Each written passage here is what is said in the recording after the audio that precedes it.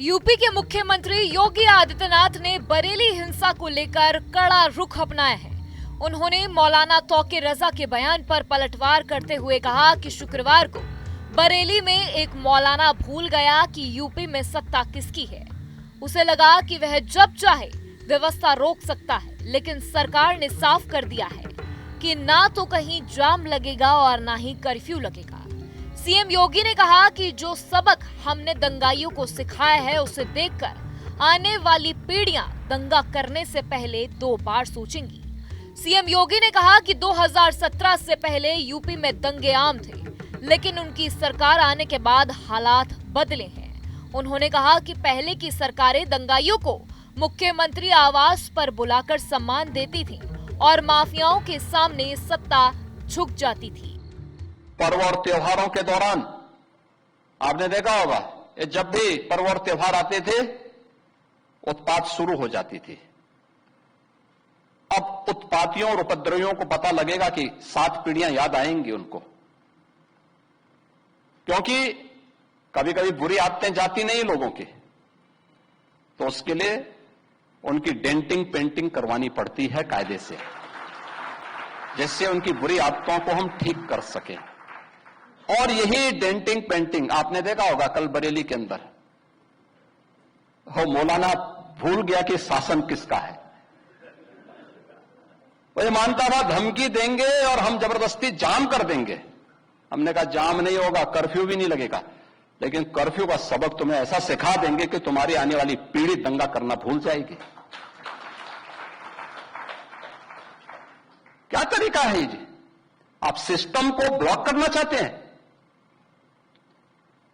और यह प्रवृत्ति थी यूपी के अंदर।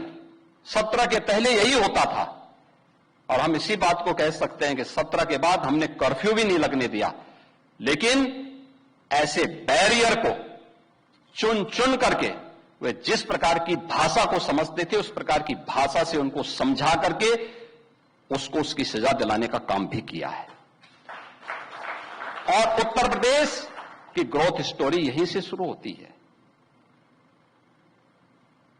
अगर आजादी के समय, मैं उससे पहले नहीं जाता, लेकिन 1947 में भारत आजाद हुआ, अगर उस समय भारत की इकोनॉमी में भारत का, उत्तर प्रदेश का कंट्रीब्यूशन 14% था, तो ये 14% फिर से होना चाहिए। और 14% नहीं होना चाहिए, बल्कि जितनी आबादी है उत्तर प्रदेश की, उत्तर प्रदेश उतना कंट्रीब्यूशन करता हुआ दिखाई दे।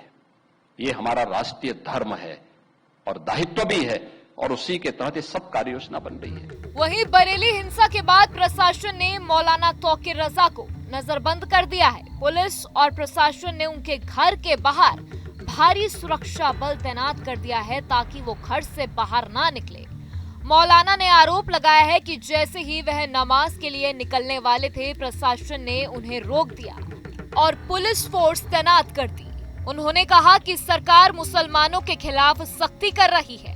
तौकीर रजा बरेली के एक बड़े धार्मिक नेता हैं और उनका ताल्लुक आला हजरत के खानदान से है।